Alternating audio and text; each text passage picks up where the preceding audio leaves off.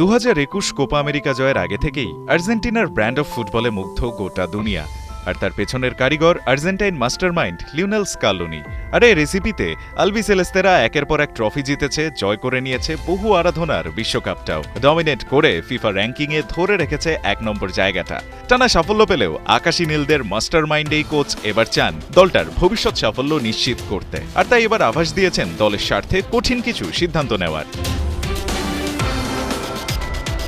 বিশ্বকাপ বাছাইয়ে উরুগুয়ের বিপক্ষে আর্জেন্টাইন ডিফেন্সকে পড়তে হয়নি তেমন পরীক্ষাতে। লিসান্দ্রো মার্তিনেজের ইনজুরিতে একাদশে সুযোগ পাওয়া নিকোলাস ওতামেন্দি রোমেরোকে সাথে নিয়ে উপহার দিয়েছেন বেশ ভালো পারফরম্যান্স। তবুও এবার বয়স বাড়তে থাকা ওতামেন্দির বিকল্প খোঁজার ঘোষণা দিয়েই ফেললেন হেডমাস্টার লিওনেল স্কালোনি। তার প্ল্যান এখন থেকেই আর্জেন্টিনার ভবিষ্যৎ ফুটবলকে গুছিয়ে ফেলা, যাতে করে পালাবদলের ধাক্কায় মুষড়ে না পড়ে আলবিসেলেস্তারা। সে লক্ষ্যেই সময় আর সুযোগ পেলে এখন থেকেই দলে তরুণদের খেলার সুযোগ দিতে চান আর্জেন্টাইন এই কোচ। নতুন খেলোয়াড় আনতে দল থেকে কাউকে বাদ দিতে হবে, যদিও তারা পরিবর্তন আনার মতো কোনো বিকল্প আমাকে দিচ্ছে না। তাই এটা কঠিন হবে, তবে কোনো একটা পর্যায়ে এটা হবেই, কারণ সবারই বয়স হচ্ছে এবং নতুন মুখ আসবেই। চোটের জন্য মেসি তো বটেই, দলে নেই Lautaro Martinez, Dybala, Montiel, Lisandro মার্তিনেজের মতো পরীক্ষিত ফুটবলাররা। অথচ এদের হাত ধরেই তো বিশ্বকাপ শিরোপা ঘরে তুলেছিল আর্জেন্টিনা।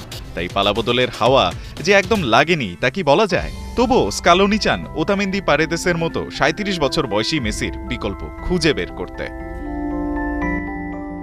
যদি ওতামেন্দির বয়স সবসময় 30 বা 35 থাকতো এবং এই পর্যায়ে খেলে যেত, তবে ব্যাপারটা অন্যরকম হতো। কিন্তু কোনো একটা পর্যায়ে সে আর এখানে থাকবে না এবং আমাদের তার বিকল্প খুঁজতে হবে। এটা ঘটেছে ডি মারিয়ার ক্ষেত্রে, এটা ঘটবে মেসি, পারেদেস, দি পলদের ক্ষেত্রেও।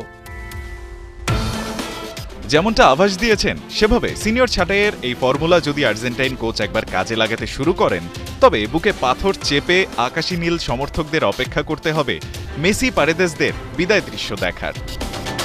রায়ান আহমেদ,